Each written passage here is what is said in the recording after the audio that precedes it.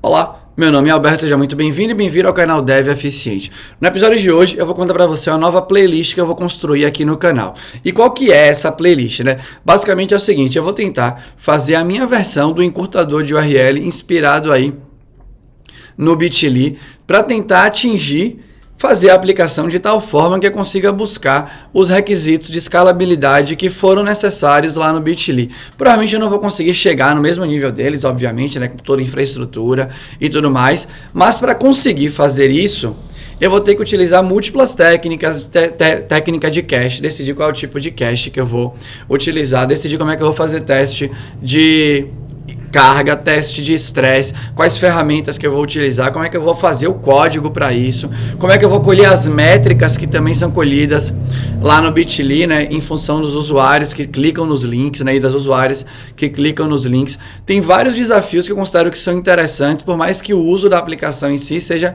relativamente fácil. Aí, né, você vai encurtar o link, alguém vai clicar e você vai dar um redirect na parada. O jogo tá em como conseguir ter essa escalabilidade aí, né? Então, e de onde vem a minha inspiração? Vem de dois lugares. O primeiro lugar, eu estava ouvindo, né, um podcast, que é o hipsters.tech, né? Podcast que tem uma trilha deles, que eu inclusive sou co-host e tudo mais. E foi um podcast falando sobre arquitetura e coisas do gênero. E lá, né, Roberta e Maurício, que são dois co-hosts de Paulo, comentaram sobre esse tipo, que era muito comum em testes de arquitetura, se eu não me engano, falarem sobre o Bitly. Como é que você faria o seu encurtador, né, de URL? E aí, eu nem sabia que isso era normal, né? Acho que eu fiz pouca entrevista na minha vida, a verdade é essa. Eu nem sabia que isso era normal nos testes, beleza? E eu achei muito interessante.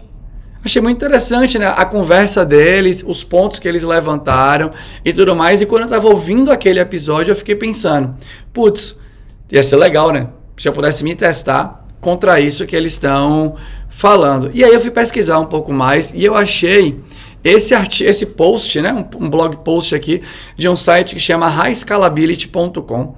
Eu usava muito esse site quando eu dava os cursos de arquitetura na Kaelon para me inspirar, para pegar os casos das aplicações que tinham por aí, e eu achei muito legal. Então eu li, é um post de 2014 que fala sobre o Bitly, obviamente, talvez hoje em dia seja muito maior do que era quando eles escreveram, talvez seja menor, sei lá, mas aqui tem dados que são interessantes, né? Então, ele conta aqui que tem 6 bilhões de cliques por mês e 600 milhões de encurtamentos, né, encurtação, sei lá o nome, de URL por mês. Então, putz, é um número legal, porque 6 bilhões de cliques por mês, se a gente for fazer uma conta de padaria, dá mais ou menos 2.000 cliques por segundo aí no intervalo de 30 dias. Pelo menos eu acho que eu não errei a conta. E aí, né? Então você tem uma escala aí de, para cada escrita tem 10 cliques, né? 600 milhões e 6 bilhões.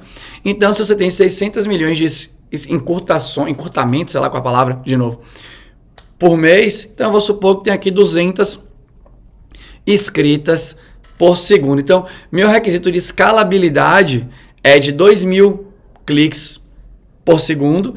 E de escalabilidade para leitura, né, para redirecionamento, é de 2.000 cliques por segundo. E meu requisito de escalabilidade para escrita, né, para geração de encurtação, sei lá, de URL, aí é de 200 escritas aí, né, 200 encurtações por segundo, beleza? Só que para saber direito eu entendi a escalabilidade, mas qual que é o número, né, qual que é o valor, o tempo que tem que levar para cada um desses redirecionamentos, por exemplo. Qual que é o tempo que tem que levar para cada uma das escritas, que é uma coisa mais de boa, na verdade, na hora da escrita, né? Então, eu me preocupei mais, beleza, mas qual que é o requisito de performance? Quando eu faço um redirecionamento, qual que é o tempo um tempo máximo que tem que levar para fazer o redirect?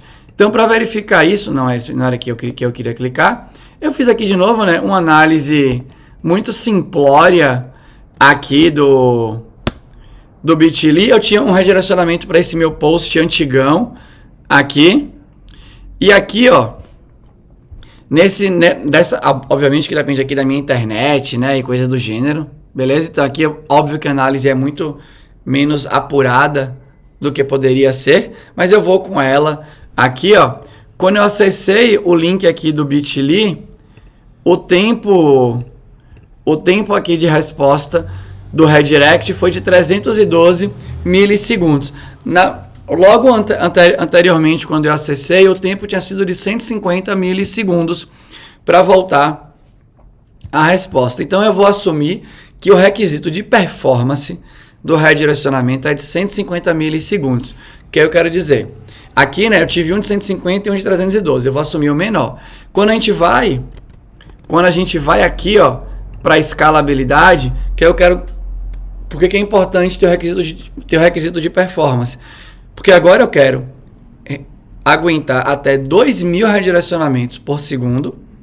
E no mundo ideal, talvez, eu poderia tentar manter os 150 milissegundos de espera para cada uma das requisições das 2.000 que eu vou ter por segundo. Beleza? O tempo máximo pode ser 300 milissegundos, que foi o tempo de resposta que eu tive ali. E eu vou ter que lidar com isso, né? Porque se a requisição passar desse tempo, para esse meu projeto, eu quero dar timeout. Eu quero voltar e falar, putz, eu não consegui redirecionar. Só que ao mesmo tempo, essa é uma aplicação que tem que ter disponibilidade altíssima. Porque uma vez que você criou o seu link encurtado, se aquele redirecionamento não funcionar, o cliente da aplicação pode estar perdendo, por exemplo, dinheiro e tal. No início do Dev Eficiente, quando eu lançava lá, quando eu estava nas jornadas, vários links eu coloquei com Bit.ly, inclusive para vídeos aqui do canal do YouTube. Imagina se eu posto um link no Twitter com o Bit.ly e a pessoa clica e não funciona por algum motivo. Vai machucar aquela minha publicação que eu esperava que as pessoas acessassem. Então, eu considero que esse é um projeto legal mesmo de fazer, né? Que você tem requisitos de disponibilidade, você tem de performance ali, né? Que é interessante. Você tem um requisito de escalabilidade. Eu tenho que construir a aplicação pensando nisso.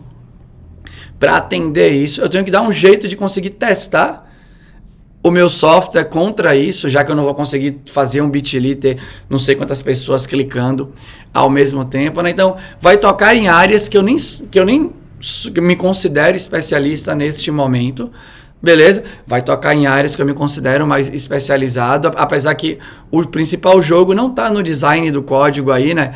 E está em como eu acomodar, talvez, no design todas as coisas que precisam, beleza?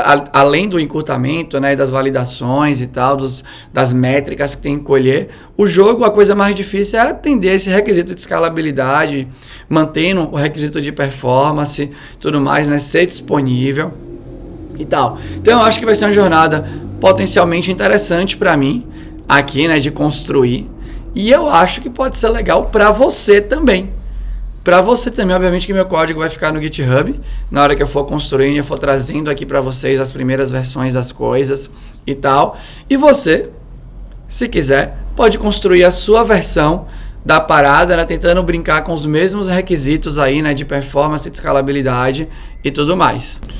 Então eu acho que pode ser muito legal também, se você quiser participar, né, fazer a sua versão e a gente vai comparando, conversando sobre isso.